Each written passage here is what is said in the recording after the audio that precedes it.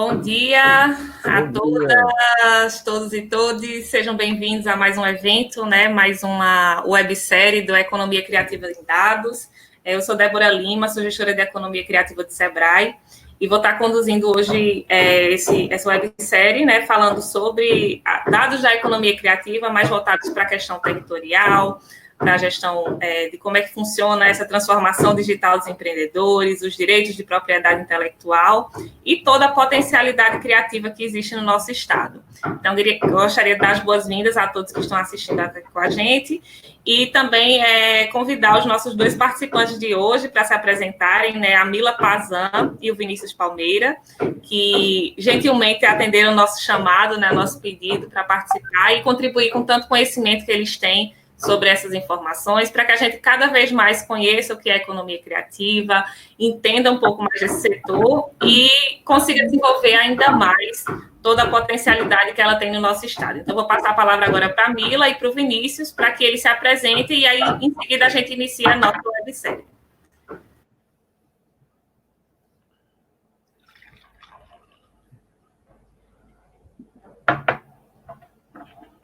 Tá mudo. Seu áudio está fechado, Mila.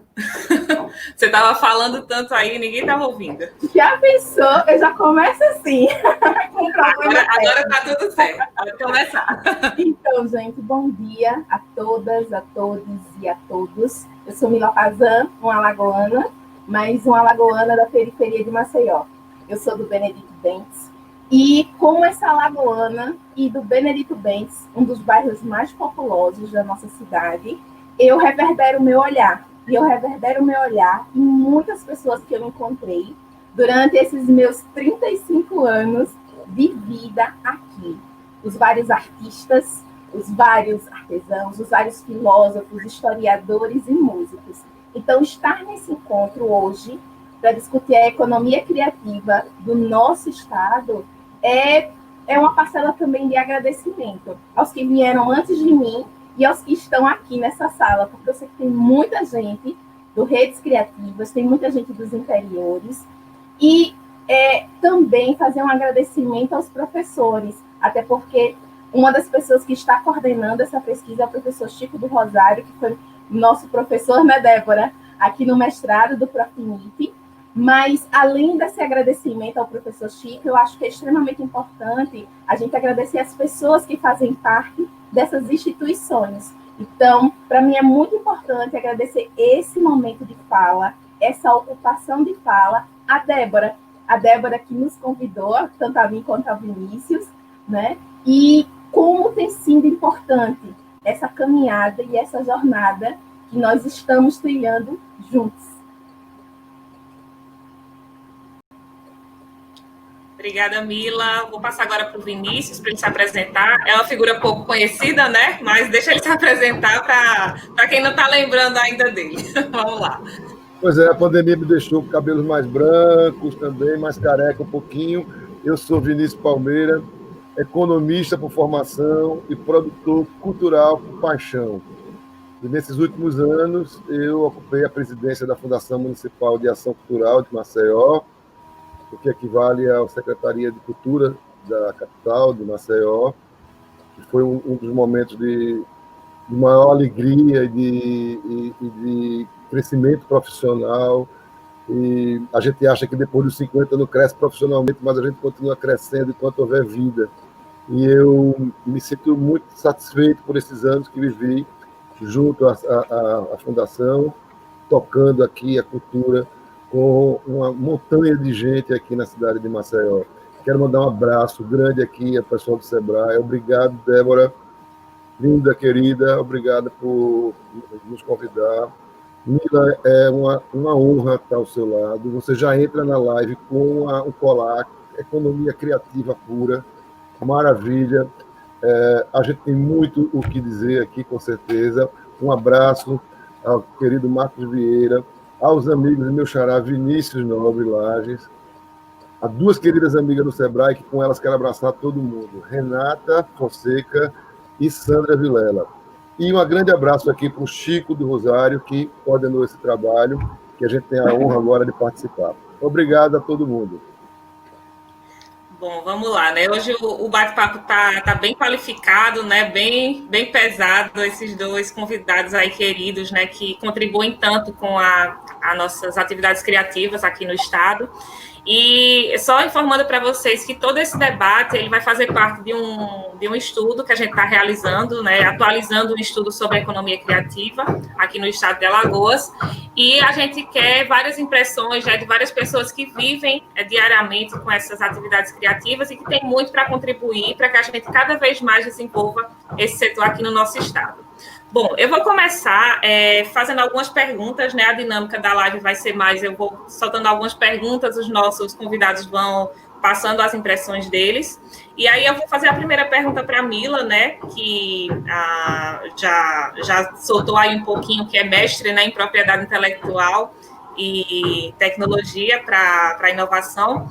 Então, Mila, você enquanto empreendedora, né, está nesse dia a dia, também convive com vários empreendedores criativos, tanto da cultura quanto de outros tipos de criações funcionais, e a gente está vivendo um momento muito de ser empurrado para essa transformação digital, principalmente nesse processo de pandemia, né, muita gente precisou se readaptar, né, para esse formato digital, e existem diversos desafios, né, para que essa transformação aconteça.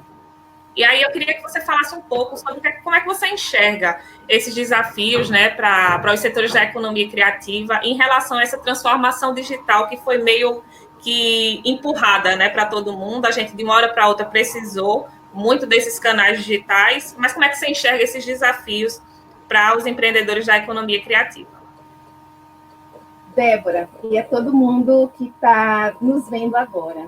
Eu começo a responder tua pergunta com um provérbio africano, que diz assim: quando não souberes para onde ir, olha para trás e saiba pelo menos de onde você vem. Isso é parte do meu recorte de fala, porque falar sobre transformação digital dentro desse nosso processo de periferia, dentro desse processo de acesso à internet, é algo que nos toca, e nos toca também com uma perspectiva de exclusão. Por quê? Eu venho acompanhando muitas falas de pessoas que eu acredito que são gigantes, como Leandro Valiati, Cláudia de Souza Leitão, Daniele Canedo, Danilo Santos de Miranda, do SESC São Paulo, e eles falam de uma perspectiva dentro da transformação digital que todos nós, entre aspas, estamos, mas é de uma tempestade imperfeita. Né? E essa tempestade, ela nos pega no processo de vulnerabilidade, de precariedade, né? E de imprevisibilidade. E aí, trazer esse contexto para a economia criativa e fazendo recorte dentro das artes, quando é que foi fácil? Não foi. Eu venho de um período e eu tenho uma memória assim, visual muito, muito intensa. A minha base são as artes visuais, e que eu peguei 10 anos de Teatro Deodoro Fechado. Eu peguei o início da retomada do Jaraguá, né, com a construção do Centro de Convenções, o Joana Gajuru, entre outros grupos, ocupando os espaços do Jaraguá. E aí a gente observa a seguinte perspectiva. Bom, eu vou falar sobre transformação digital e eu falo sobre vulnerabilidade, eu falo sobre os impactos nas atividades, eu falo sobre que estratégias a serem adotadas, eu falo sobre sustentabilidade financeira. E aí, nesse contexto todo, eu preciso entender o seguinte: quais aprimoramentos profissionais e de gestão estão sendo ofertados? E, além disso, essa oferta ela está vindo de forma verticalizada, de cima para baixo. Eu acho que você tem que ter isso, mas eu não lhe pergunto o que é que você tem necessidade. Quais são as tuas vozes, as tuas reverberações? E aí, dentro desse contexto todo, porque transformação digital, ele não só insere, por exemplo, o acesso à internet, e como eu coloco o meu negócio, ou a minha arte, ou o meu desejo de fazer na internet, mas é como eu também penso essa democratização. Ontem eu estava dando aula e depois que encerrou, recebi uma mensagem de um aluno, e ele falou o seguinte: professora, desculpe não poder estar online, porque começou a chover e meu vizinho desligou o Wi-Fi. E essa essa é uma realidade. E é uma realidade, e aí a gente precisa tocar nesse ponto de uma Maceió e de um estado de Alagoas que não está só nas praias. É uma Maceió e é um estado de Alagoas que pulsa e que vibra, mas que vibra nessas periferias. Eu, inclusive, venho acompanhando, por exemplo, a Agência Nacional de Favelas, eu venho acompanhando várias coisas do Projeto da Maré, e é como essa economia criativa ela está impregnada nas periferias.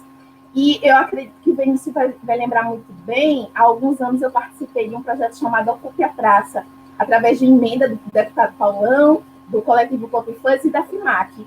E aí ocuparam-se as praças das 8 regiões administrativas. E a comunidade escolhia, dentre as manifestações que lá existiam, o que é que iria ocupar e, no caso, né, tinha um cachê específico.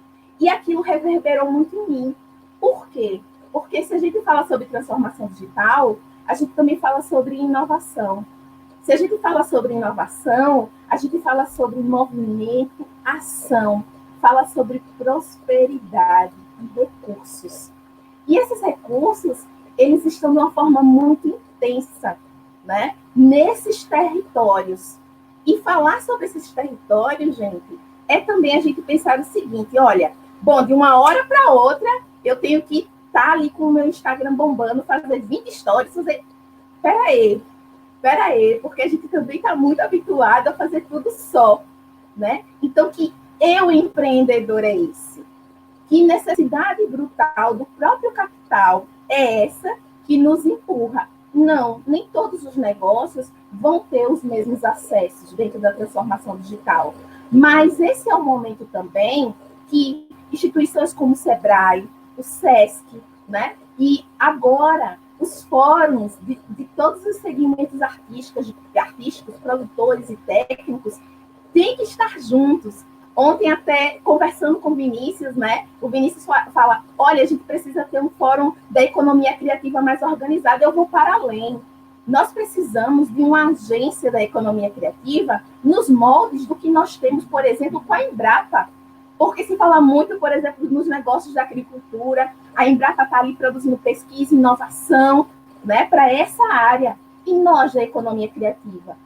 Eu sou uma leitora, né? Vocês estão vendo esse espaço, isso é a minha biblioteca pessoal, e é uma biblioteca dentro da periferia, que começou a ser formada quando eu tinha 15, 16 anos no meu primeiro trabalho, e foi prestando serviços para o SESC.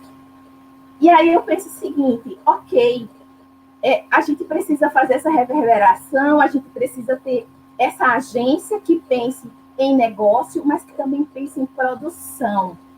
Em que sentido? Porque dados, eles precisam gerar informação. Essa informação gera conhecimento.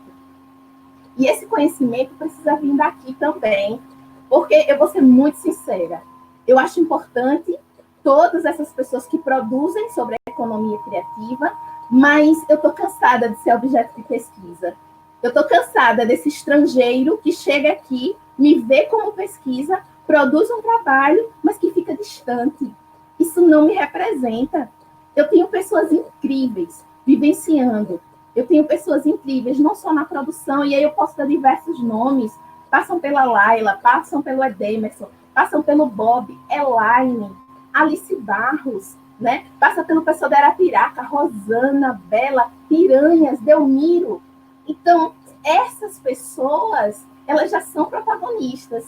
Mas eu também enxergo que nessa teia a gente precisa reverberar. E reverberar, inclusive, para além das linguagens que já estão mais avançadas numa organização, como, por exemplo, o audiovisual, que sim é muito importante. Mas aqui em Alagoas, tradicionalmente, a gente tem as artes visuais como uma linguagem, inclusive como definidor da nossa memória coletiva, né? Só que aí eu também bato o pé, porque essa memória coletiva vem através de uma representação que é uma representação feita por homens cis heteronormativos. Dentro da história das artes visuais alagoanas, a gente tem toda essa representação. Então, cadê as artistas? Era uma coisa que sempre me incomodava. E assim, a gente também vai observando nos outros segmentos, na música, né, na literatura. Então, a gente tem uma cadeia, mas ao mesmo tempo a gente tem um caldeirão em ebulição. E isso me deixa muito feliz. Mas ao mesmo tempo, eu entendo, na verdade, um processo. E é um processo que eu lanço aqui, porque eu escutei alguns dias uma palavra que até agora está reverberando, que é combate. Não basta ser revolução, tem que ser uma revolução combativa. E não é uma revolução que acontece e se estagna, ela é permanente. E essa permanência, ela gera diálogos, ela muitas vezes vai gerar confrontos, mas ela é extremamente importante. Muito. Porque, por diversas vezes, quando eu estava estudando, quando eu estava lendo, quando eu encontrava pessoas em diversos lugares, às vezes as pessoas não queriam conversar ou não queriam fazer uma crítica, porque entendiam que eu ia ficar de mal. Nunca mais eu vou prestar serviço, nunca mais a fulana ou fulano vai falar comigo. Mas eu entendo que isso é muito maior. Eu entendo que passar pela transformação digital é você não só se perceber como um produtor, mas é perceber o consumo. Mas, além de perceber produção e consumo, é perceber também o seu entorno. Então, que onda é essa de reverberação que nós, alagoanos, periféricos, queremos? Porque não é só, gente, uma revolução da praia, tá? E isso também passa por uma coisa assim que me bate muito.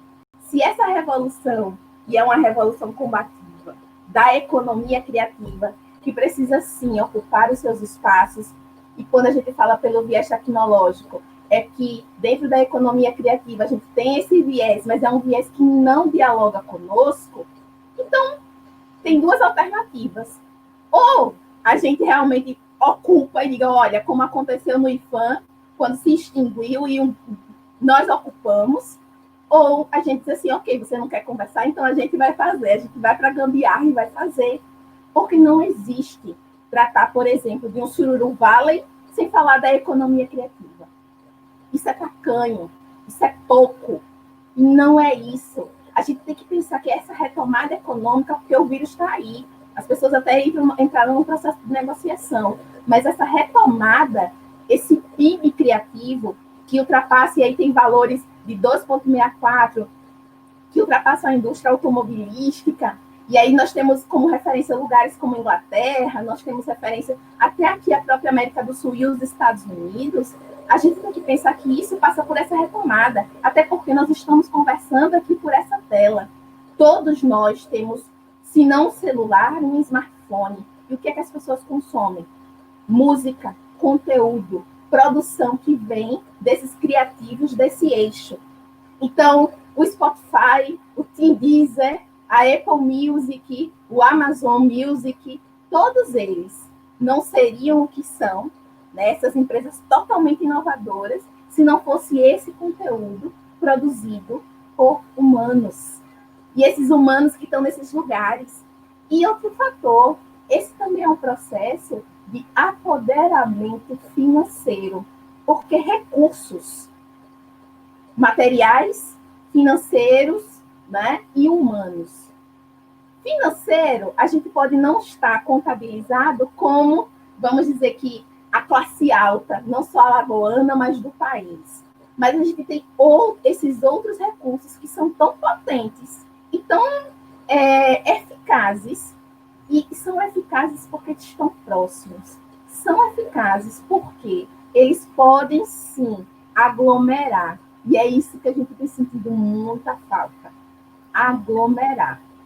Mila, pegando esse gancho aí do que você falou, né, da ocupação dos territórios criativos, a gente conhece muito pouco do que é produzido nas periferias, né? A gente não tem essa... Quando se fala em lazer, né, a gente já pensa na praia, já pensa na parte baixa da cidade, e nas periferias não é diferente, né? Em uma pesquisa recente da ONU Habitats, mostra que a maioria das pessoas tem como principal fonte de lazer o shopping, as pessoas que moram em periferias, né? Isso foi uma pesquisa recente, e a maioria delas não tem nenhum tipo de lazer, né? Por exemplo, não tem esse hábito de ingressar isso na sua vida cotidiana. E aí eu queria que você falasse um pouco, né, enquanto uma pessoa que vive na periferia e que conhece muito da produção criativa nas periferias, de quais são esses principais polos, né, aqui no estado de Alagoas, né? Eu sei que você conhece muito, mas o que é que você considera como potenciais polos de produção criativa que ainda não são conhecidos e não são desenvolvidos a contento para que isso se torne uma coisa mais evidente, né? Que não fique só aquela questão do turismo de sol e praia, mas que haja outras fontes, né, de produção criativa. E aí eu queria que você falasse um pouquinho sobre esses territórios que você enxerga como potenciais. Mas já há alguns meses eu venho acompanhando algumas pesquisas que têm falado sobre os impactos da pandemia. E dentre essas pesquisas, a gente vai ter do Observatório da Economia Criativa da Bahia, que aí fez ponte com o pessoal do Sul e do Rio de Janeiro, da FGV, do Itaú Cultural, o Datacim, que é lá de São Paulo, e nenhum desses, assim, a gente tem dados específicos sobre os territórios, né? A gente tem uma economia criativa como um todo. E aí, eu fui buscar também o que é que a gente vai encontrar sobre esses territórios, sobre essas periferias. E aí eu encontrei informações do Data Favela, eu encontrei coisas do Corre Criativo, o próprio pessoal do Movimento Jaca, né, que é lá de Minas Gerais. E aí, observando todos esses dados, inclusive uma informação do comecinho desse ano, acho que a gente até conversou em outra oportunidade, Débora, pessoalmente, como esses territórios que ainda não estão, vamos dizer que em pesquisas, por exemplo, dessas que eu citei, como se consegue observar o impacto não só econômico e social. É o seguinte, aqui em Maceió, como eu falei antes, dentro do projeto, né, do Ocre da Praça, a gente tinha 8 regiões administrativas. Dessas 8 regiões administrativas, 6 delas são territórios periféricos. E aí, eu vou dar o exemplo de Maceió para depois ir para o estado de Alagoas. Então, vamos lá. Eu tenho Jacarecica, Riacho Doce, Pioca, né, Guaxuma.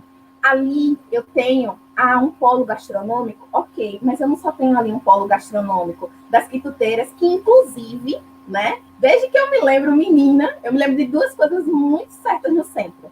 O Edmilson, que é o cego que toca pandeiro, que, inclusive, mora aqui no Benedito, tá? Mas eu me recordo também delas vendendo ali ao lado da Igreja do Livramento, né? E que até hoje elas vendem da mesma forma e com aquela barraquinha, ainda de uma forma muito precarizada, e que sequer tem um banheiro, né? E elas passam lá o dia inteiro. Mas a gente tem a questão gastronômica. Mas, além disso, eu tenho ali um polo de pessoas e de mulheres que trabalham com bordado. Eu tenho pessoas também ali naquela região, além do Borda Azul, e eu falo até mesmo pela minha experiência particular, o meu avô dançava coco. Então, eu tenho ali naquela região algo muito ligado à culinária, na verdade, à gastronomia, eu tenho algo ligado à dança, eu tenho algo ligado ao bordado e à música.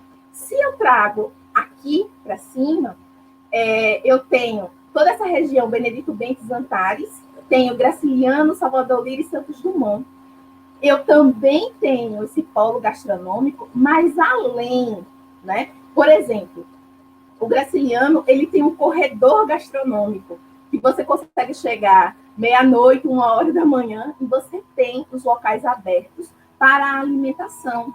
E é um bairro, né, que está muito vibrante nisso, inclusive, eu sempre participo, tanto da feira literária, né, como também da feira gastronômica. Mas, além disso, tem também a música, tem também as expressões afro. Eu trago aqui para o Benedito é um polo relacionado ao teatro, às artes cênicas, é um polo relacionado à música, né? As bandas, não só as bandas fanfarras, mas também ele é um polo relacionado às práticas, às linguagens, né? Então, eu tenho artistas visuais que moram aqui no Benedito, pessoal que trabalha com ilustração, pessoal que trabalha com grafite, a galera do hip hop, do reggae. Aí eu vou para o Jacintinho. Jacintinho, para mim, junto com o Benedito, o Graciliano e o Salvador Lira, nossa, é a grande preciosidade. Eu vejo no Jacintinho a possibilidade de se ter não só um bairro que não dorme, porque o Jacintinho não dorme, né? Mas eu vejo um bairro que eu poderia ter hostels. Porque o Jacintinho está numa localização da cidade que você consegue não só ter uma vista da Maceió, de toda a Maceió, mas você consegue ter eixos para todos os lugares. Além disso, o Jacintinho tem um CEPA Quilombo, que vem desenvolvendo já há bastante tempo ações relacionadas à capoeira, ações relacionadas à literatura, ações relacionadas a todo o movimento afro. E dentro desse contexto todo, eu ainda trago uma outra referência.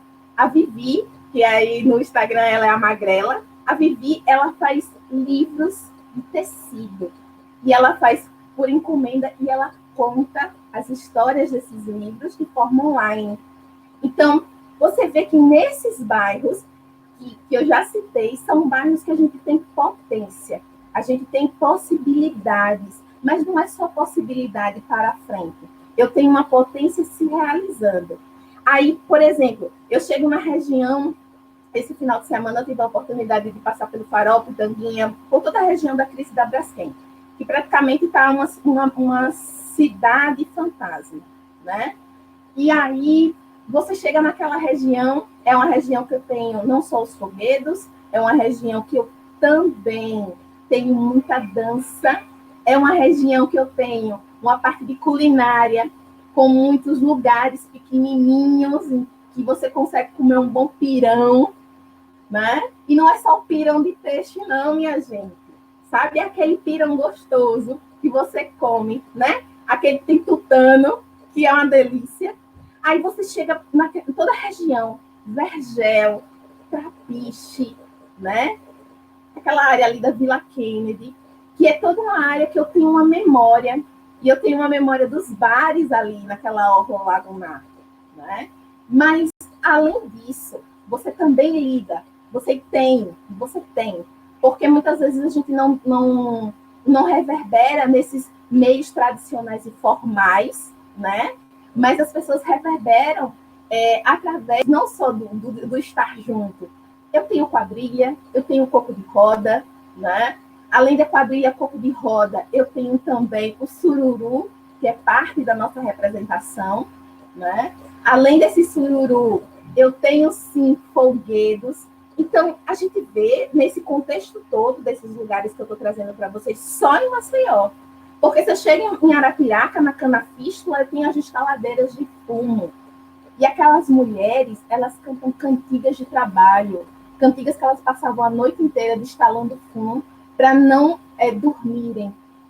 E eu tenho um espaço delas lá na Canafístula. Se eu vou para Penedo, eu tenho pessoal, eu tenho artistas, não só que são santeiros, mas em Penedo eu também tenho um grupo de ciganos.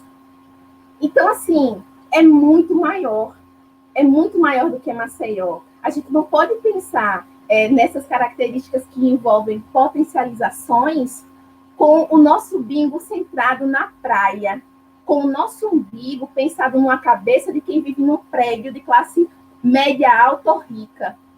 Isso não me representa. Isso não me representa. Não é essa história que eu quero contar. Sabe por que eu tenho batido tanto nessa tecla? Porque por muitos anos aqui em Maceió, a gente tem uma regra meio que tácita de um silenciamento. Eu tenho que ter vergonha de onde eu moro, eu tenho que ter vergonha por passar 2 horas dentro de um transporte público para chegar até o meu local de trabalho, eu tenho que ter vergonha por ser negro, preto ou pardo, eu tenho que ter vergonha por ser mulher, eu tenho que ter vergonha de sexualidade. Então, que vergonhas são essas? Não são minhas vergonhas. Já não podem, não devem ser mais minhas vergonhas. E a economia criativa, e é essa revolução combatente que a gente está aqui, né, nesse processo de reverberação, ela não pode vir desse processo hetero-cis normativo da classe média alta. Não é isso. Não é isso. Então, nesse contexto de potencialidades e de locais, eu lembro de um termo que eu escutei há algum tempo, que é o pessoal brinca, que é a quebrada money. E eu acho isso incrível, porque acompanhando redes como eu acompanho, eu lembro que tem a blogueira de baixa renda, né? Eu lembro que tem o chavoso da USP, né? E aí eu vou encontrando tantos espaços. Eu lembro que esse ano, antes do processo de pandemia, de fechar todos os espaços, eu fui para o festival do Estúdio Vinil, aqui na praça de Salvador Lira. Mas, além disso, que mecanismos de diálogos nós estamos estabelecendo? Que mecanismos de diálogos fazem com que eu fique só no meu espaço, só na minha linha territorial? E aí eu lembro de uma fala do Danilo Santos de Miranda, quando ele traz o ex-ministro da Cultura lá de Cabo Verde. E ele fala que, olha, não existe mais o centro do mundo. O centro do mundo é onde eu consigo ter uma conexão de internet. Mas essa conexão de internet, ela não está ali de uma forma, como é que eu posso dizer, só para que eu tenha consumo. Eu vou consumir, eu tenho muito conteúdo. Não, eu tenho conteúdo na internet muito maior do que essa biblioteca. Muito maior até do que nós, enquanto vivos, humanos, podemos estar aqui consumindo. Isso que está na internet, ele tem que ser para além. É como isso reverbera, como isso provoca conexão, como essas potencialidades elas se presenfiam. É o presente acontecendo. Porque por mais que a gente planeje, é importante planejar para o futuro, a gente só vive o presente. Muito bom, Mila. Mas é muita coisa boa, né, que a gente precisa realmente ouvir, precisamos pensar, né, repensar a forma como a gente produz, né? E aí, nessa mesma linha, eu vou provocar agora o Vinícius, que esteve à frente tanto tempo da Fundação Municipal de Ação Cultural e que criou várias pequenas revoluções, né, que hoje trazem uma demanda mais qualificada, que trazem outro tipo de dinâmica, né, na produção cultural e criativa.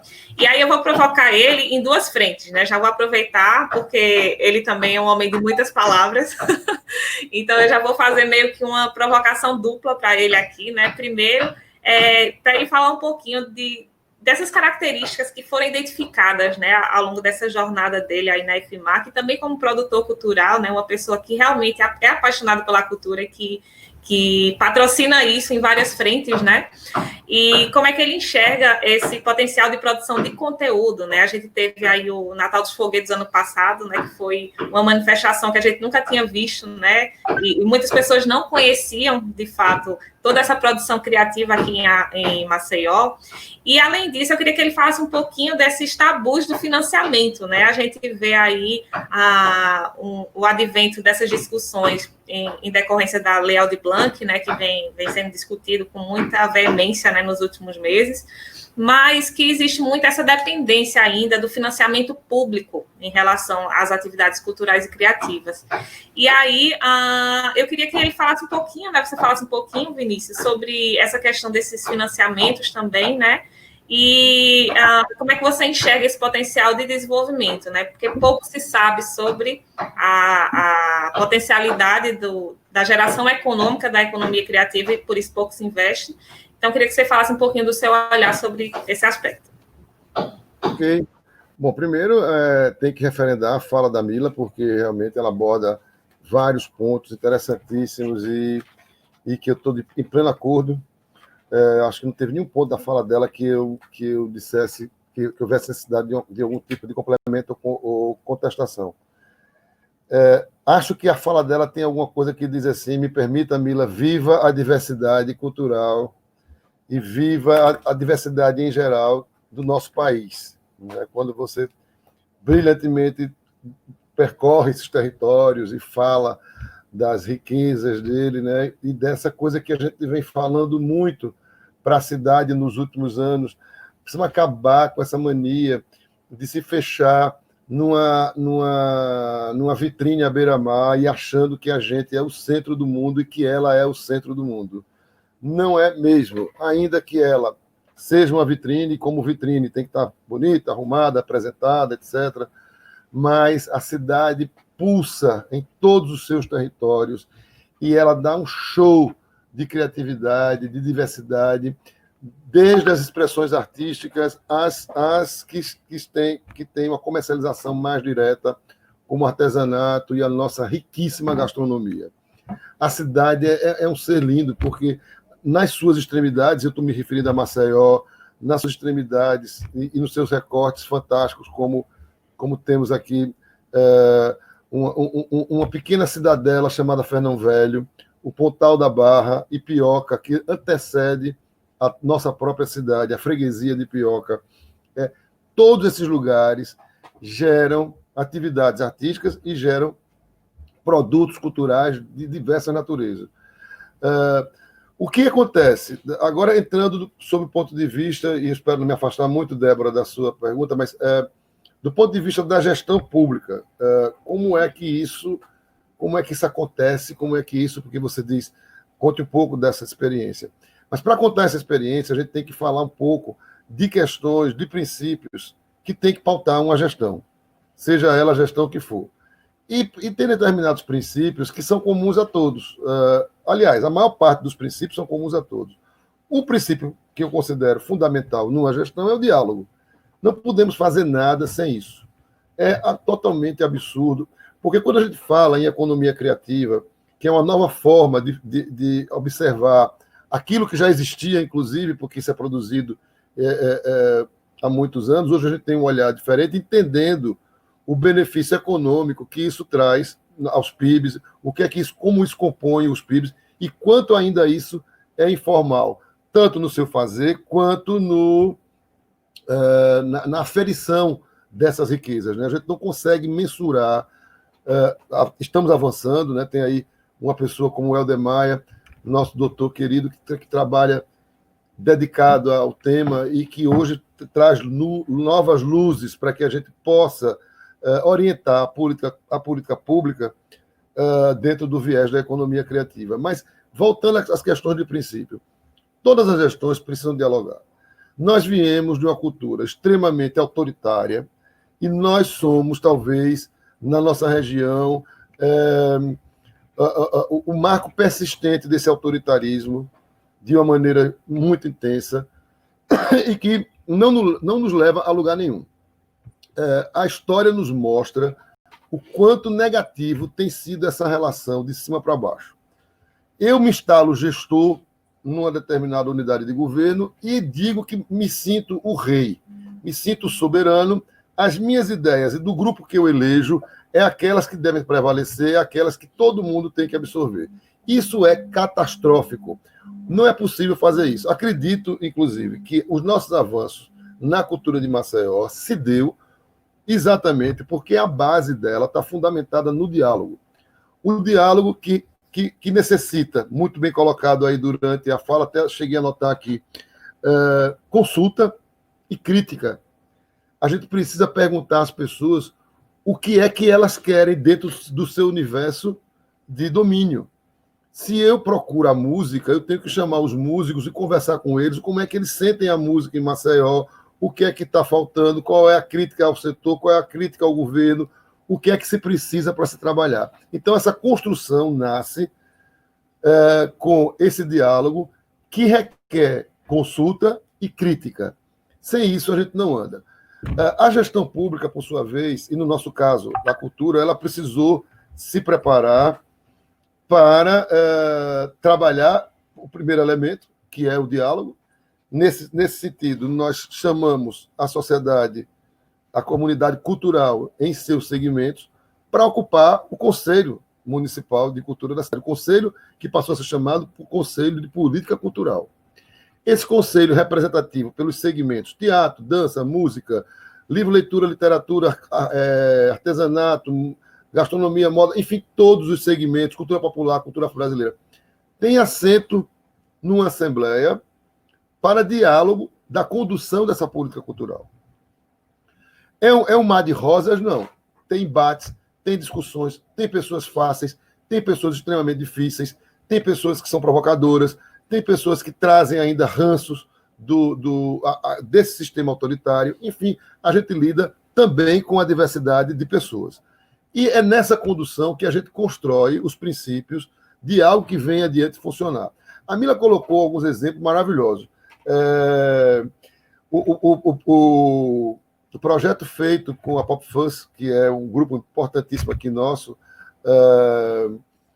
ele trouxe essa possibilidade aos territórios, porque nós temos aqui, não digo a todos os territórios, mas há uma representação. Eu considero o projeto, ele é um experimento de algo que deveria ser constante, que deveria ser contínuo. Por quê? Qual é a ideia do projeto? É você perguntar a um determinado bairro da cidade o que é que ele quer fazer na sua praça de lazer. Que tipo de atividade ele quer? O que é que tem a ver com aquela comunidade? O que é que ela produz e o que é que ela se sensibiliza e atua? Enfim, esse tipo de programação, que se deu durante um período muito rico, ele foi gerado por uma emenda parlamentar do Paulão, que investiu, ainda que não fosse do mesmo bloco político, inclusive um bloco antagônico político do governo municipal. Isso não trouxe nenhum problema, nem da parte de vista do poder receber o recurso, tanto quanto aquele opositor, ou se não opositor, mas não havia alinhamento político, a contribuir com a sua cidade. Então, é outro princípio importante que eu entendo, é que e já entrando agora um pouco na questão do financiamento também, todos os entes, todos os atores de uma sociedade, seja deputado, seja gestor, patrocinador, empresa pública, privada, todos têm que estar comungados numa mesma direção. O que está em questão, no caso, é a cidade. Então, a construção a partir daí, se garantido um financiamento, no caso, uma emenda parlamentar que geraria atividades em praças em 8 regiões administrativas, é construir essa programação com o povo, com os fazedores de cultura, aqueles que estão no dia a dia, ou do esporte, ou do lazer, do que seja, aquilo que traz vida e que traz dinâmica ao dia a dia da sociedade, de uma comunidade. O efeito é avassalador. Primeiro, porque as pessoas se sentem protagonistas, integrantes principais de um processo de acolhimento da própria região onde vive. Ali é trazida a família, é trazido os parentes, é trazido a relação do dia a dia, as crianças, os jovens. E se desenvolve algo em torno da própria realidade e que, comungado com ela, é uma verdadeira deleite e carícia ao território. Qual é o nosso erro? Qual é a nossa incompetência? A impossibilidade, muitas vezes, de que isso seja contínuo. Nós sofremos muito com os processos de continuidade. Uma emenda como essa aconteceu. Ela vai embora, o processo se deu, testou-se, viu-se a competência dele, o poder avassalador dele dentro do território, mas aqui, no ano que vem, não tem mais. Então, é outro princípio também das gestões, a construção de programas, a construção de eixos, a construção de projetos e, logicamente, a identificação constante das fontes de financiamento para que isso se dê de uma maneira contínua. Então, como falamos, por exemplo, Natal dos Foguetos, você exemplificou uma ação fortíssima nossa, que ela vem se dando há 3 anos, mas ela, nesse ano de 2019, ela se deu com uma intensidade muito grande. Por quê? Porque nós trabalhamos volume. E em produtos como esse, que apresenta a cidade, e a intenção é essa, de apresentar a cidade ao mundo, não apenas ao país, ao mundo, porque, como colocou muito bem a nossa Mila, o umbigo do mundo, o eixo do mundo, o centro do mundo está onde tem um sinal captável de internet, e aí se dá o mundo. Então, o Natal dos Foguetos traz toda a ação de algo que nós temos secularmente, que são os nossos folguedos. Folguedos esses, inclusive, que cabe aqui a lembrança, estão em linha direta de extinção. Dos mais de 30 denominações de folguedos da nossa terra, hoje temos em atividade cerca de 12 a 14 denominações distintas. Perdemos muita coisa, perdemos coisas absurdas como caboclinhos. Eu não consigo entender por que um folguedo tão simples como Caboclinhos, que é feito nas escolas com os meninos fantasiados de índio, desaparece. E tantos outros exemplos que a gente poderia ficar aqui enumerando.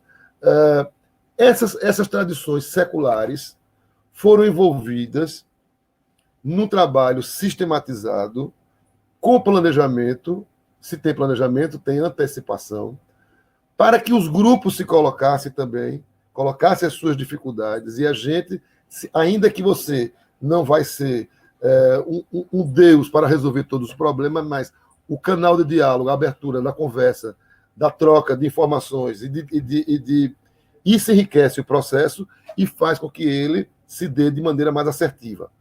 Juntamos o quê? 108 grupos. Olha só o que é isso, Mila, Débora. 108 grupos de cultura, de artísticos distintos. Cada grupo desse com cerca de 20 a 50 membros.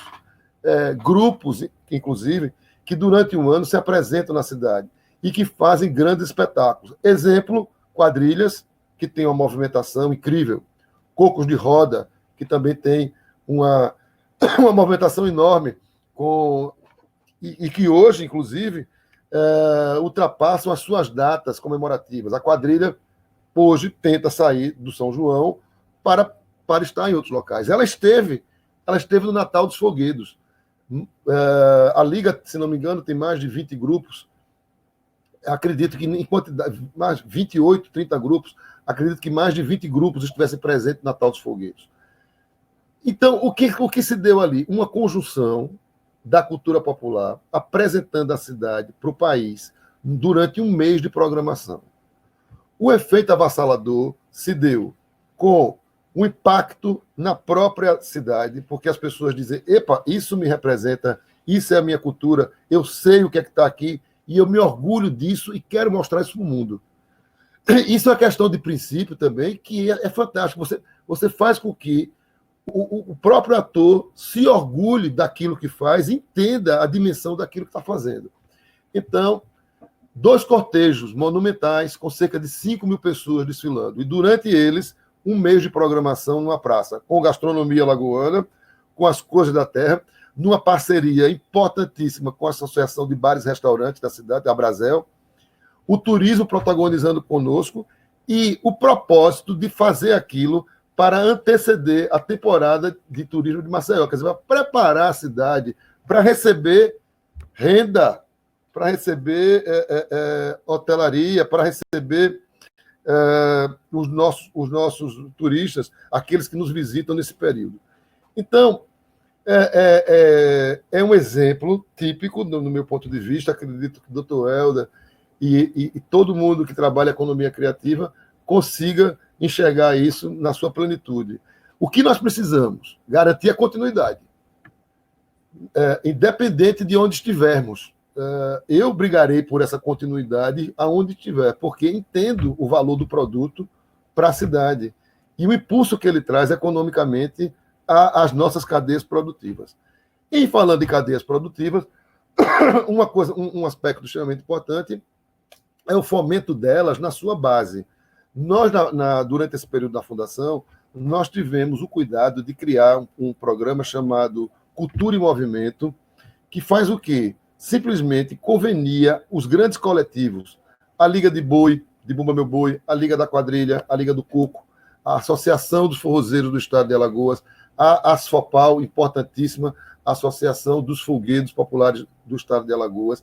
A ASFOPAL, por exemplo, ela é o manancial, grande parte do manancial, como as ligas também, a que alimentaram o elenco do Natal dos Folguedos.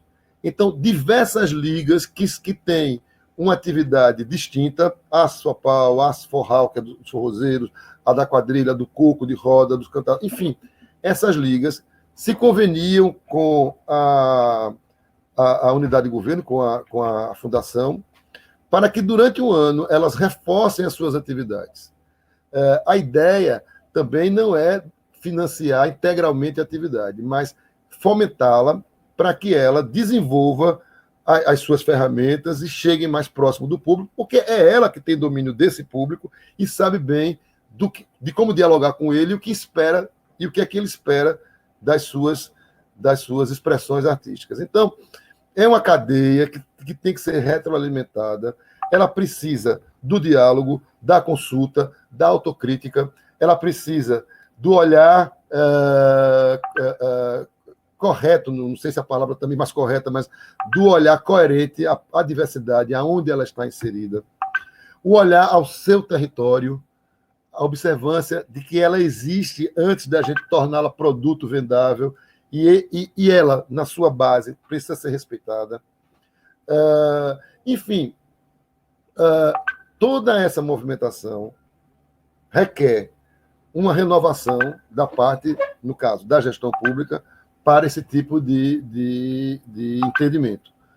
E quando digo gestão pública, não quero me limitar à cultura, quero limitar a gestão em toda a sua plenitude, na saúde, na educação. Quando se fala na gestão urbana, não se pode trabalhar a cidade, o munícipe, sem a interatividade com ele. Hoje nós temos todas essas ferramentas que nos auxiliam. O que nós precisamos quebrar é essa mentalidade atrasada que nós temos. Precisa acabar com esse autoritarismo, esse distanciamento, deixar de ser uma sociedade tão conservadora em tantos aspectos. Ignorar, por exemplo, toda essa maravilha que a Mila conta das nossas periferias. Quando você fala do Jacintinho, me emociono, porque o Jacintinho é um enclave nessa cidade, é um deboche nessa cidade, porque a periferia que tem acesso direto ao mar, entendeu? Ela está conosco, e é um show. Passe no Jacintinho no dia de feira, que você vê até um árabe passando para baixo, um travesti que vem ali, um cantor. É uma coisa linda. E a cidade, às vezes, quer ignorar isso. Dizer, eu vou para lá, para o Jaça. Me lembro muito bem de reações absurdas que assisti quando a gente foi comemorar os 200 anos no Benedito Bentes. Porque é impossível você contemplar toda a cidade. Os espaços urbanos e a vitrine não comporta. Então, é necessário criar, como criamos, por exemplo, réveillons descentralizados, sempre chamei isso. Arraiais de bairros, por exemplo, no São João, um edital que contempla todos os bairros. O bairro conquista o seu projeto de arraial. Não tem ali a mão de um fulaninho, não tem. É esse clientelismo que é nojento e que a gente precisa acabar com isso. Achar que nós somos ungidos, que viemos de famílias assim, o assado, que temos direito a isso porque nós temos mais acesso a um diretor do Sebrae, a um secretário de não sei o quê, ou aquilo outro. É preciso romper com essa cadeia destrutiva. Ela nos vem transtornando durante anos. A gente precisa romper com isso e trabalhar um novo olhar, dar espaço para as pessoas. O talento na cidade pula, é uma coisa enorme, é vibrante. Olha o cinema da gente. Eu acho que eu estou me alongando, desculpe, porque já entrei na linha da minha emoção, do meu entusiasmo. Eu vou me conter. Não sei, Débora, acho que tem que fazer uma conclusão, é isso? Fecha isso e fala um pouquinho da experiência com o audiovisual que você teve à frente do edital. O audiovisual é algo que vem aqui acontecendo aos nossos olhos. É uma coisa assim, flagrante. São 10 anos de Mostra Sururu que acabou de fazer. Nós temos agora, para que todos os alagoanos tenham tanto orgulho disso tudo, brilhamos no Festival de Tiradentes, em janeiro, com 3 filmes selecionados. O primeiro longa que foi incentivado com recursos públicos, Cavalo, ontem recebeu uma crítica contundente e uma coisa maravilhosa. Estreou em Tiradentes, não conseguimos estrear aqui por conta da pandemia, está indo agora para o Festival Ecrã. A Barca, uma obra belíssima de Newton Rezende, inspirada na obra de Lígia Fagundes Telles, brilhou em Tiradentes e está indo agora para o Festival de Praga. Enquanto estávamos em Tiradentes, 2 curtas nossos estavam em Roterdã, brilhando lá. Então, o que fizemos? Abriu-se uma janela importantíssima no nível da União, na Ancine, com os arranjos regionais, permitindo que o governo, se colocar R$1, recebe 5 para fomentar o audiovisual. Então, nós não tivemos dúvida. O prefeito Rui Palmeira, na hora, entendeu a situação, porque é algo inédito. Você imaginar, você colocar R$1, receber 5. Então, colocamos 1 milhão e captamos 5 milhões. Com esses 6 milhões, fizemos um grande edital. E aí, conseguimos fomentar 3 novos longas, 12 curtas, 3 médias-metragens, os chamados telefilmes, mais cineclubes, 8 cineclubes que estão sendo implantados ao redor da cidade, mais 3 festivais e capacitações. O cinema, gente, o audiovisual, em sua complexidade, ele é avassalador também, porque ele é gerador de riqueza, de divisa. Nós estamos investindo aqui nessa terra, no próximo ano de 2021, 6 milhões, porque 1 milhão já está pago na mão de criativos que hoje já elaboram as suas produções. E no ano que vem, entra 5 milhões. Toda a cadeia produtiva será extremamente beneficiada com esses recursos. Ela mobiliza desde pequenos operadores do dia a dia, aquilo que a gente vai atrair para a cidade. Toda essa produção será levada para o mundo e a gente não pode ainda mensurar o que é que isso vai causar, qual o impacto real disso, o que é que isso traz efetivamente de valores à economia. Mas sabemos toda a potencialidade que o cinema tem, sobretudo o nosso, porque a gente tem aquele complexo de cachorro vira-lata, que é um negócio horroroso. Achar que sempre o que é bom é dos outros e que o nosso não é grande coisa. Enquanto num global não está no palco, o espetáculo não serve. O que é isso? O nome disso é ignorância. E a gente precisa avançar. Nós somos uma sociedade que avançamos em muitos espaços. Precisamos avançar nesse, com certeza. O cinema, o audiovisual de Alagoas, nos deixará orgulhosos por tudo aquilo que ele vai fazer, as nossas cadeias produtivas e a geração de divisas no mundo. Bom, eu falaria aqui do cinema o resto do dia. É um tema que chama muito, né? Que é bem apaixonante mesmo. Mas é importante você falar isso porque, às vezes, a gente pode enxergar o audiovisual como um único setor. Na verdade, ele abarca diversos outros, né? Tem um poder de cadeia imenso. Sim. E isso é muito importante de se enxergar, né? Que as artes cênicas são envolvidas, que a música é envolvida, que... Sim. O pessoal de back é envolvido, né? Então, a gente tem diversas atividades sendo fomentadas ao mesmo tempo. Isso é muito importante de se observar o benefício que isso traz, né? Não só a questão. É imensa, não tem exatamente isso. Ela consegue agregar todos os segmentos culturais e além de diversas cadeias produtivas que operam na cultura. Então, realmente, ela é a sétima arte chamada, ela briga muito e agrega muito e transforma esses valores. Ela é retroalimentada. O sistema hoje brasileiro, apesar de todo o ataque que tem sofrido desse governo, ele tem resistido e ele é autofinanciado. Porque depois que a internet entrou aqui no celular, nós temos um tributo chamado Codecine. Todas as ligações, todas as mídias que acontecem, cai uma gotinha de recurso no fundo setorial do audiovisual. Forma um grande bolo. Isso não precisa de recursos do governo federal, do Tesouro Nacional. Somos nós, todos brasileiros, que pagamos isso. Esses recursos, transformados em arranjos regionais, possibilitou o desenvolvimento regional de vários polos de cinema, como é o caso de Recife, principalmente, que é o nosso mais próximo, do Ceará, a Paraíba, aqui na Bahia, enfim, nós estamos avançando muito. E o Brasil deu um salto em audiovisual que hoje é tentada a destruição, que não vão conseguir, porque o nosso cinema e os nossos artistas são muito mais. Exatamente. E aproveitando, Mila, eu vou te fazer a perguntinha e você faz o comentário sobre também, porque tem a ver, a próxima pergunta, sobre a questão dos direitos autorais, né? Que é outro tabu, né? Outra coisa mistificada, né, para a economia criativa, mas acaba sendo a grande alternativa de se conseguir remuneração com atividades criativas, né? E pouco se fala sobre os direitos autorais, a lei de proteção de dados, né, que vem sendo discutida, principalmente esse uso intensivo de dados na internet, né? E aí eu queria que você fizesse seu comentário sobre, né, a questão do audiovisual que a gente falou agora, mas que aproveitasse e falasse um pouco sobre esses desafios, né, desses empreendedores criativos, né? Como é que eles podem conseguir se apropriar desse tipo de informação.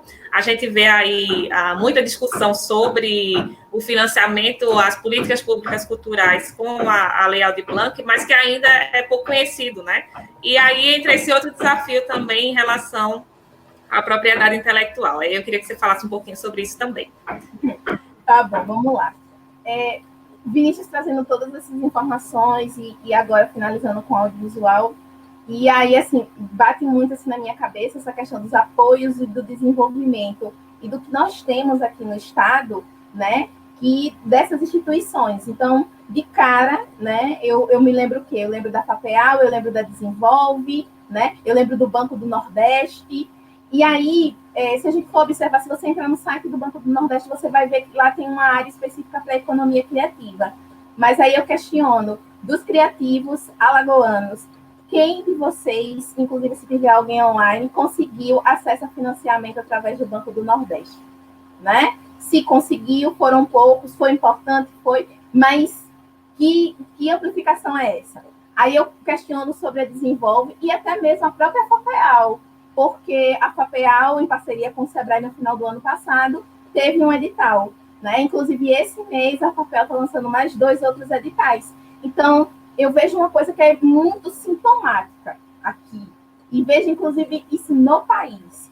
Como é que nós falamos de desenvolvimento, tecnologia e inovação, e nós não conversamos sobre economia criativa? Essa economia criativa, que reverberação é essa? Porque se eu estou falando em apoio e financiamento, eu tenho sim que passar por editais e subsídios, mas eu tenho também outros programas, outros projetos que precisam entrar na prática, que precisam vir para essa praxis.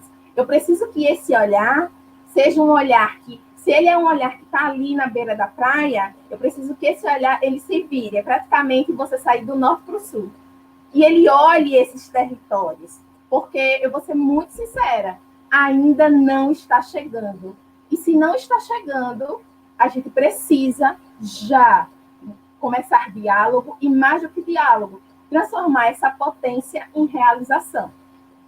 Porque, olha, se é documento, se é linguagem, o que é que está acontecendo? Instituições, essas que já existem, inclusive o SEBRAE, inclusive o SESC, o governo do Estado, FIMA, o que é que está acontecendo? Esses atores podem atuar juntos como, né? Inclusive, mais uma vez, ouvindo, porque uma coisa que eu participei agora, que para mim foi muito importante, foi a forma como o Conselho Municipal de Políticas Culturais, com a FIMAC, os segmentos, os fóruns, gente. Hoje a gente praticamente tem fóruns de todos os segmentos, eu só não vi fórum ainda do patrimônio, mas como a gente sentou para discutir a linguagem desses editais, porque esses editais eles precisam comunicar. Eu ia falar isso, mas não consegui, porque estava com medo da fala. Mas esses fóruns, Mila, é o meu orgulho. É o orgulho. Esses fóruns agora conseguiram avançar, inclusive na direção da Lei Aldir Blanc. Sim, desculpa aí, Débora. Muitíssimo. Então, os NITs que nós temos no Estado, não só da Universidade Federal de Alagoas, da UNIT ou do SESMAC, ou até mesmo da UNEAL, né? Eles precisam ver. Eu me lembro, o professor Chico do Rosário fez uma viagem à China, salvo engano, no final de 2018. E eu fui para uma palestra com o professor Araquém, e eles trazendo essas informações do que vivenciaram na China. E eu já estudo um pouco sobre a China, e é muito claro. Tanto a China quanto a Coreia, eles entenderam que a economia criativa, ela reverbera. E ela é significativa no PIB, se são dados econômicos que a gente precisa. Até porque, hoje, praticamente, o globo humano, né, essa população humana, conhece K-pop. Porque eles entenderam que aquilo ali era interessante, né, para o pessoal da Coreia. E a China, ela tem, dentro dos processos dela, econômicos de desenvolvimento, ela já entendeu há muito tempo isso. Né? Então, assim, a gente está marcando passo. Se ciência e tecnologia, se a secretaria, se o ministério, e quem não percebe isso, me desculpem, mas é um processo tacanho, é um processo que a gente está ficando para trás. E, mais uma vez, se isso não for trazido agora, reverberado agora, em algum momento isso vai explodir num processo de que as pessoas vão gerar isso de qualquer forma, de qualquer maneira, e vai ficar muito para trás. E aí a gente tem que pensar sobre isso. Trazendo agora as questões de Lei Geral de Proteção de Dados, direito autoral, propriedade intelectual, isso é um mundo.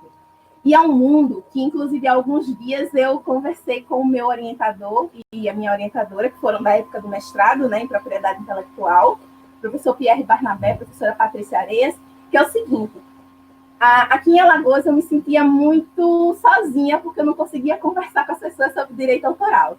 E aí, nesse processo pandêmico, o que foi que bombou?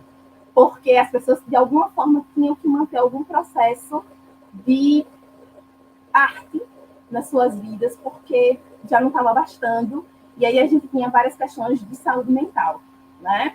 E aí a gente viu bombar várias situações de direito autoral, várias, desde lives, questões de monetização, como é que o artista que tem essa necessidade de público, de presença, de aglomeração, vai fazer para manter a sua vida, manter, além dos seus boletos, uma existência, não sobrevivência. Porque sobrevivência é tipo assim, eu vou fazer o almoço com esse dinheiro para tentar conseguir o café da manhã. Não, é existência, é diferente.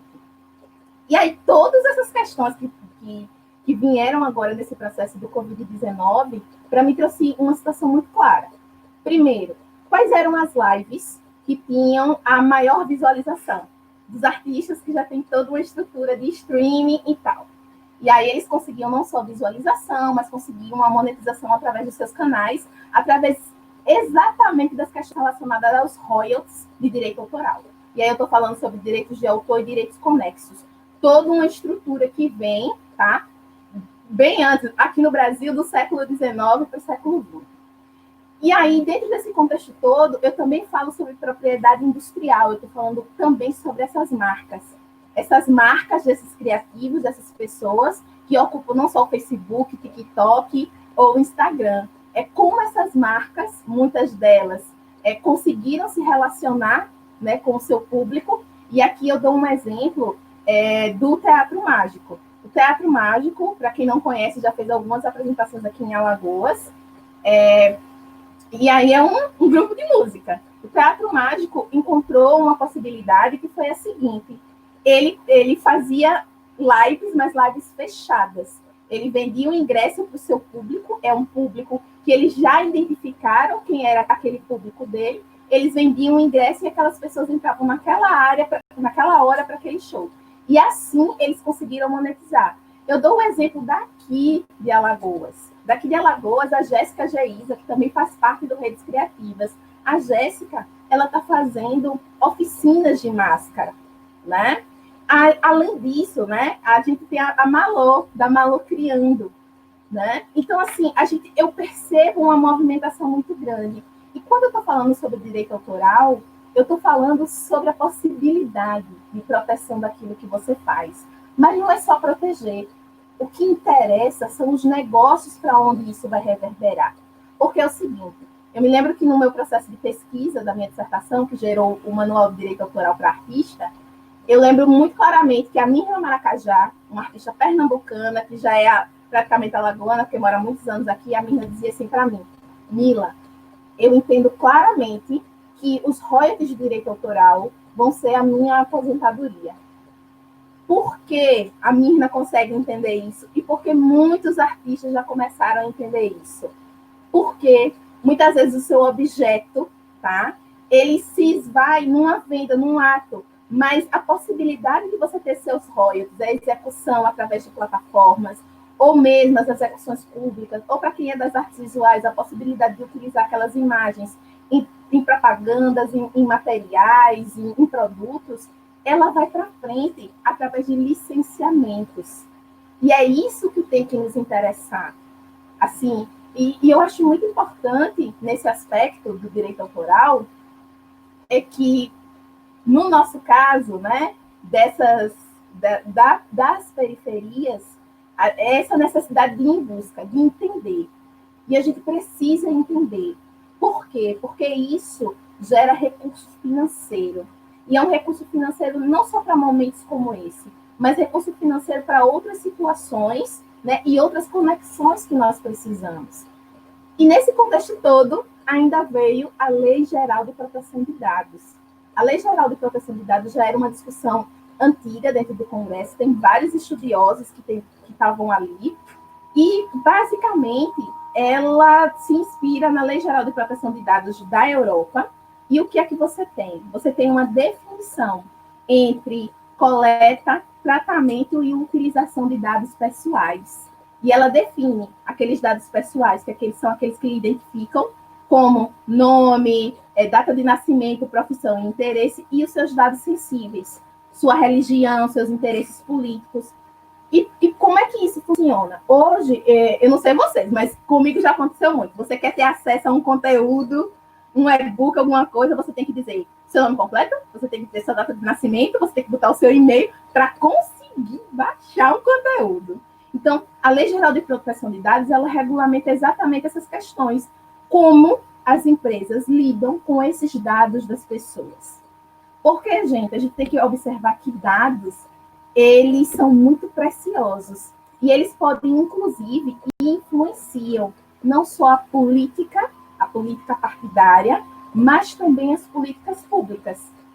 E isso é algo extremamente relevante. E dentro da Lei Geral de Proteção de Dados, que a lei foi aprovada ainda na época do Michel Temer, mas que passa a valer no ano que vem, todas as empresas, todos, inclusive o MEI, que é uma pessoa física que tem CNPJ, ela precisa ter uma política clara de proteção de dados. Então, se esses criativos, eles embarcam nesse mundo digital, eles precisam ficar atentos a isso, a como você vai lidar com os dados dos seus clientes e possíveis consumidores, né?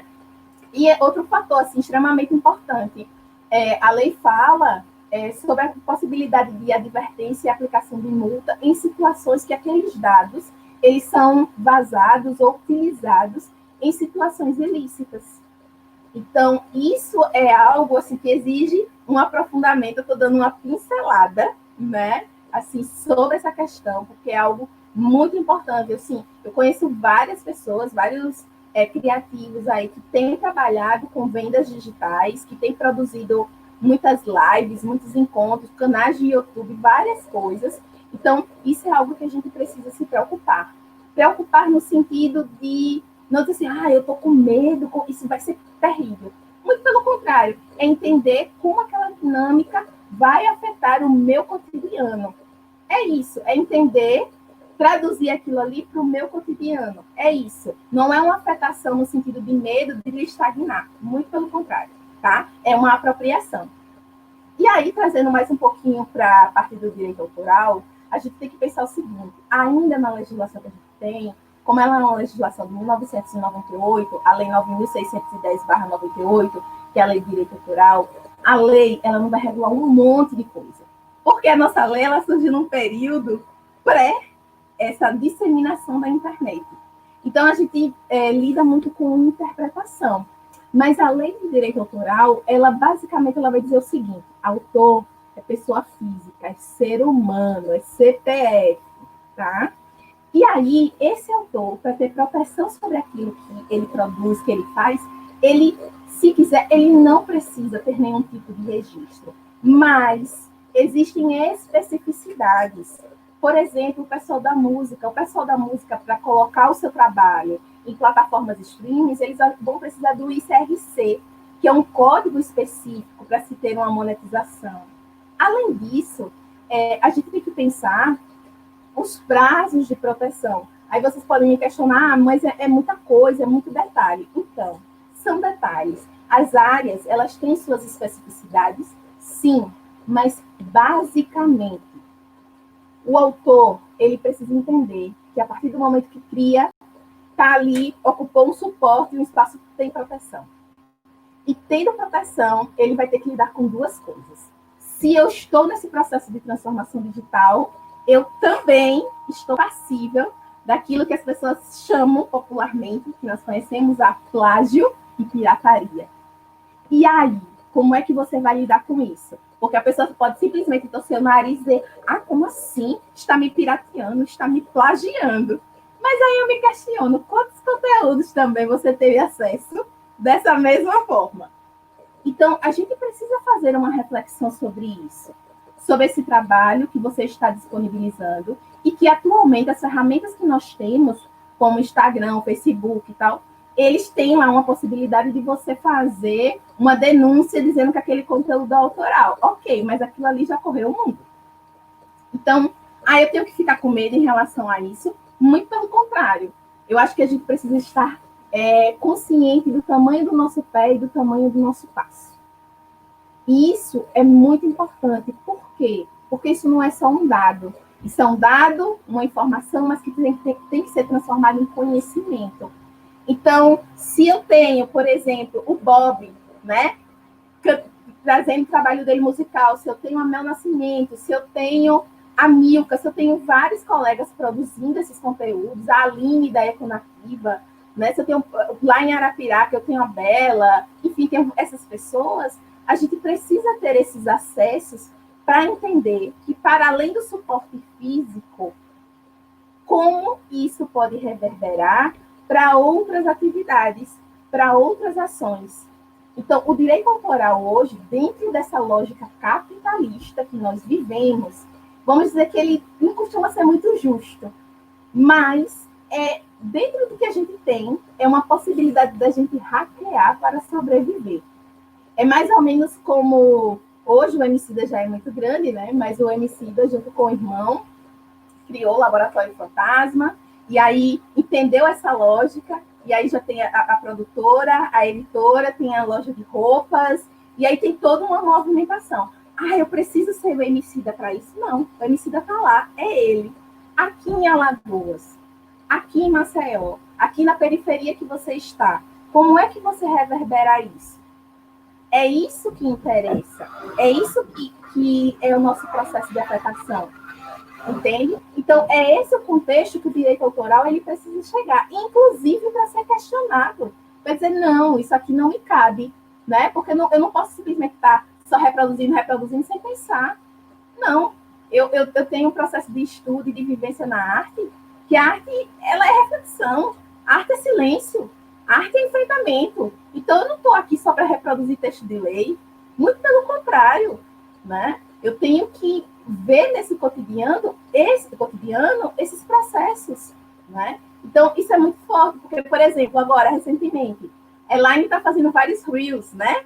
Lá, com um processo de humor. Eu vejo o Festival Alagoas Criativo, né? Com o André, né? E a Érica com a Alagoas Cultural. Eu vejo a Coran, lá em Palmeira dos Índios, né? O Cosme Rogério, Lucas Litrento. Então, eu vejo todo esse mundo acontecendo aqui, muito pulsante, inclusive nessas discussões dos editais, como eu sou conselheira de artes visuais no CNPC de Maceió, mas a gente fez uma discussão no fórum, a gente precisa discutir nesses editais os licenciamentos que esses artistas dão, porque uma coisa que eu me lembro muito, se a gente for pensar na representação do Estado de Alagoas, não só dentro institucionalizado, mas fora, a gente tem o rosto de um mestre guerreiro. Eu não me lembro se o nome dele é Mestre Andel, de verdade eu não me lembro agora. Mas aí eu fico pensando, gente, e os direitos de imagem desse mestre? Porque se a gente... Gente, e é fato, muitas das vezes, muitos dos mestres, muitas das pessoas da cultura popular estão em situações como as nossas, de vulnerabilidade. E aí a gente tem que pensar que o direito autoral, o direito de imagem, a propriedade intelectual é essa possibilidade. E é uma possibilidade financeira. E isso não é você querendo ser assim, eu estou querendo ser mais do que os outros. Não, não. Porque ele é um direito. E ele não é benefício nem benesse, não. Isso também precisa ficar muito claro. Porque a prática aqui no Brasil da propriedade intelectual, que envolve direito autoral, propriedade industrial, que envolve isso, surgiu com o direito autoral. Porque quando as faculdades surgiram, como é que os professores iam dar aula? Eles tinham que produzir livros para os alunos estudarem. Então, a gente precisa pensar nessas dinâmicas, né? E aqui eu já lanço isso, assim, que as questões da economia criativa passam pela tecnologia, passam pela inovação e passam também por essa discussão. da propriedade intelectual, do direito autoral e da Lei Geral de Proteção de Dados. Ah, é muita coisa? Tá, o que é que não foi muita coisa na nossa vida inteira? É verdade. Sempre é um mar de informações, né? E dava para a gente passar aqui várias horas falando sobre isso, mas a gente já vai encaminhando para o final da nossa websérie. E aí eu queria que vocês falassem um pouquinho, já para encerrar, numa fala de encerramento mesmo, de como é que vocês enxergam esses potenciais da economia criativa, esses ecossistemas que vêm se desenvolvendo, e essa necessidade de associações, né, de redes, de negócios, de fóruns. E aí já numa fala, 5 minutinhos, falando um pouquinho sobre essa importância e já fazendo as considerações finais. Vinícius. Já, que pena, estava tão bom. Ouvir essa moça é uma coisa assim, é um deleite, entendeu? Tomara que a gente não demore muito para se encontrar, Mila. Passei muito tempo sem lhe ver. Já estou com saudade de não lhe ver, porque é muito rico essa troca. Isso é uma coisa maravilhosa. Espero que ninguém seu fique enciumado com isso que eu estou dizendo, mas realmente você é uma grande companhia para bater muitos papos aí pela frente. Essas redes todas e essa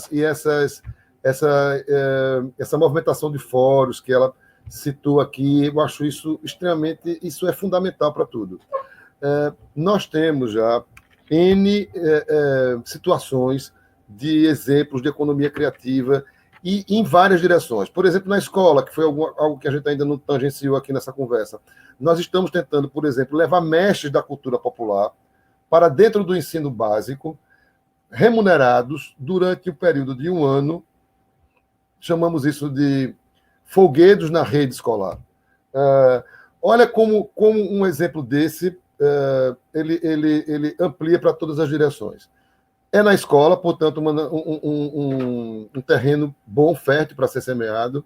Nós precisamos da perpetuação dos folguedos, porque eles estão em rota de extinção, como disse, muitos já extintos. É preciso fazer essa passagem. Essa passagem não vai se dar mais espontaneamente pelas comunidades, porque as mídias novas todas tomaram os espaços das tradições culturais. Então, a escola é o melhor local. Na escola, a gente vai empregar mestres da cultura durante 1 ano inteiro, com possibilidade de renovação, e eles terão a missão de criar novos grupos de folguedos.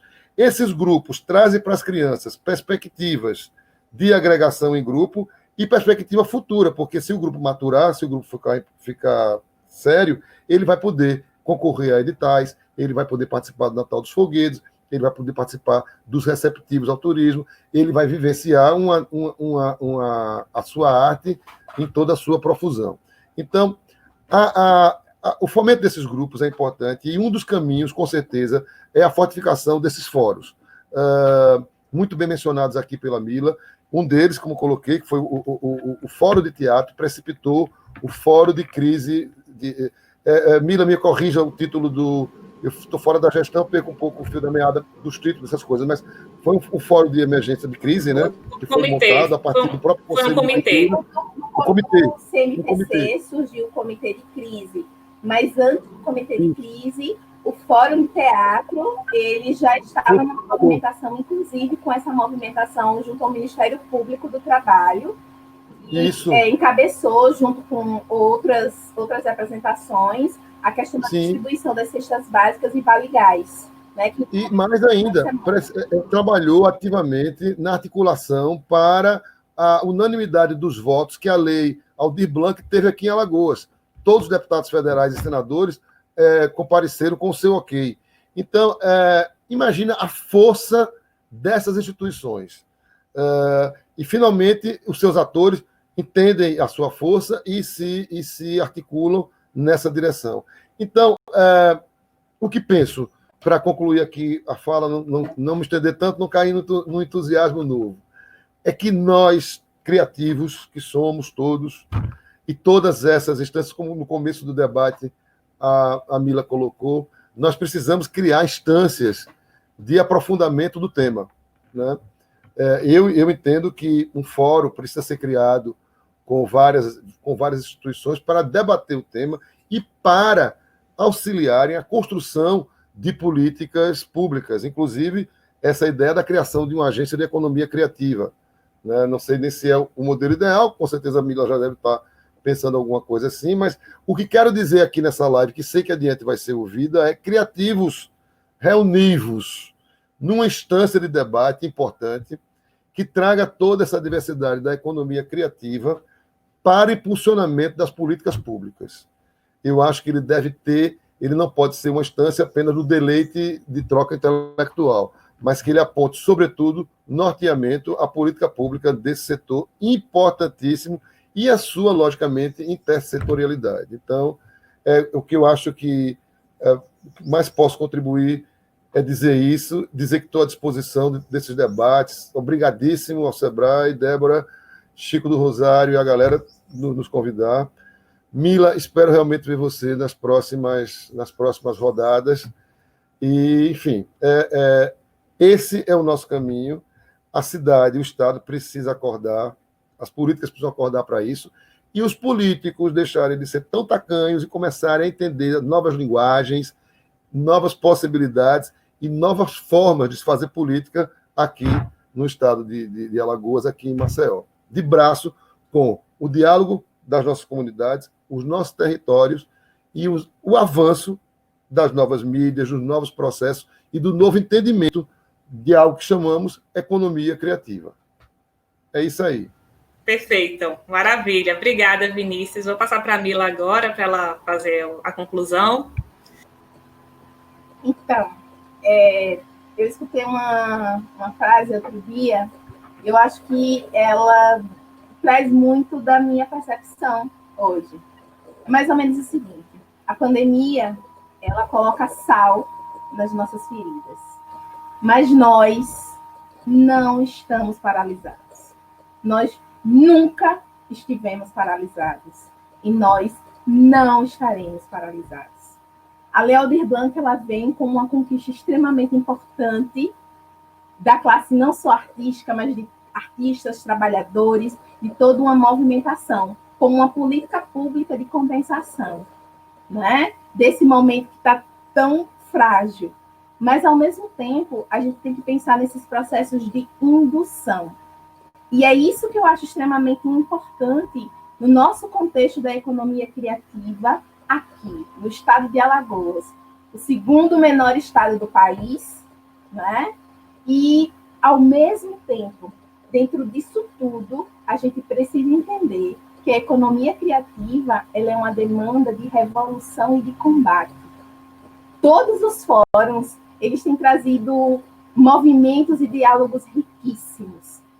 E tem trazido uma perspectiva como eu nunca vi antes, né? Eu trabalho no setor de produção nas artes desde os meus 16 anos, há quase 20 anos.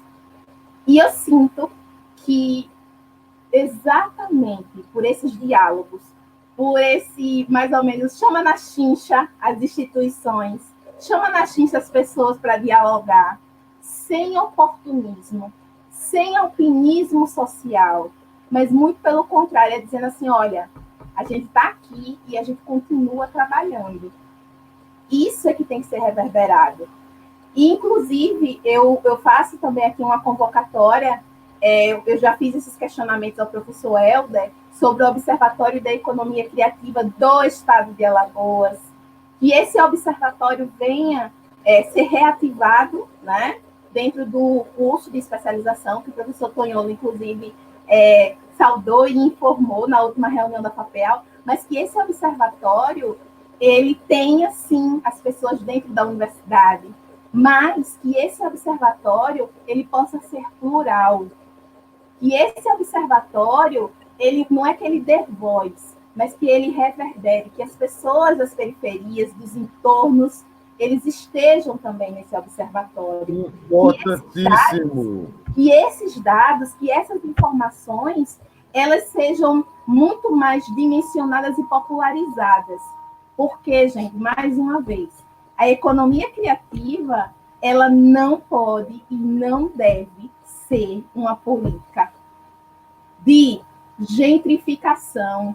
Isso significa o quê? Significa uma política de pessoas que têm um alto poder financeiro e que ficam ali em suas ilhas, as suas ilhas de consumo de luxo, né? Brancas, hétero, cisnormativas, é muito maior. Então, assim, encerrando, eu agradeço ter participado desse momento hoje com o Vinícius, eu agradeço a Débora também pelo convite, pela parceria, para aqueles momentos de angústias e de conversas, ao professor Chico do Rosário, professor Helder, que veio nos anteceder, o Vinícius também, mas o meu agradecimento de forma muito vibrante e muito maior, porque a gente ainda não pode aglomerar, é para cada um dos colegas e amigos da economia criativa e de todos os segmentos que estão construindo algo assim que é um marco dentro desse processo histórico do nosso Estado. Então, assim, a minha saudação, o meu entusiasmo e a minha alegria vai para todos vocês. E, assim, aqui no canto da minha biblioteca, eu fiz questão de estar aqui com Nise da Silveira. Né? Aqui perto da minha casa tem uma escola pública com o nome dela, e eu quero que esse espírito da Nise, ele nos impregne, né? Mas não só nela, esse espírito que vem com as vozes da Serra da Barriga, que vem lá do Quilombo do Lunga, em Taquarana, que vem da Corã, em Palmeira dos Índios, que isso nos acolha e nos dê força, porque nós já estamos aqui e nós vamos continuar. Nós não estamos paralisados, nós não estamos embotados. E as nossas vozes, elas estão ecoando, e que ecoem muito mais. Maravilha, Mila. Obrigada. Obrigada, Mila. Obrigada, Vinícius. Obrigada a todo mundo que ficou até agora. A gente se estendeu um pouquinho mais, mas não tinha como ser diferente, né? Porque esse pessoal aí é fera mesmo, né? A gente tem muito conteúdo aqui compartilhado e é uma honra muito grande ter vocês aqui em um evento que foi organizado pelo SEBRAE, né, sobre a coordenação do professor Chico Rosário, que está desenvolvendo a pesquisa, mas que o grande objetivo é que esse conhecimento chegue, né, que as pessoas se apropriem, que conheçam, e também as políticas públicas tenham um olhar mais especial sobre a economia criativa e percebam a importância dela, né, em desenvolver e democratizar o acesso à renda, né, que isso é muito importante de ser frisado. E queria agradecer mais uma vez vocês pela disponibilidade também. Só informando que a gente tem mais um episódio da websérie, que vai ser no dia 9 de setembro, né, o professor Chico Rosário vai ser o mediador, junto com a professora Ana Milani e com a Vânia Amorim, da FMAC. E também esse vídeo vai ficar disponível no YouTube do SEBRAE. Para quem se inscreveu já vai receber diretamente o link, né, para acessar.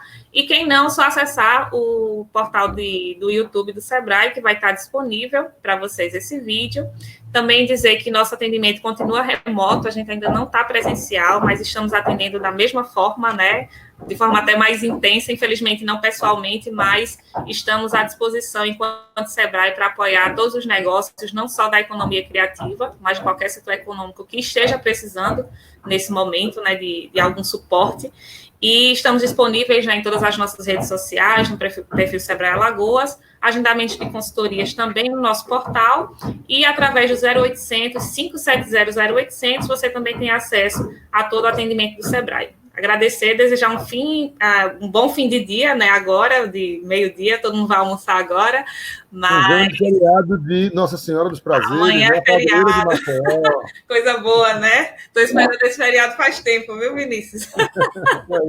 Mas é isso, aproveitar também e divulguem com outras pessoas, né? Se você gostou desse conteúdo, compartilhe com outras pessoas e ajude cada vez mais a fortalecer esses conteúdos da economia criativa. Um abraço para todo mundo e até a próxima. Abraço grande. Tchau, tchau.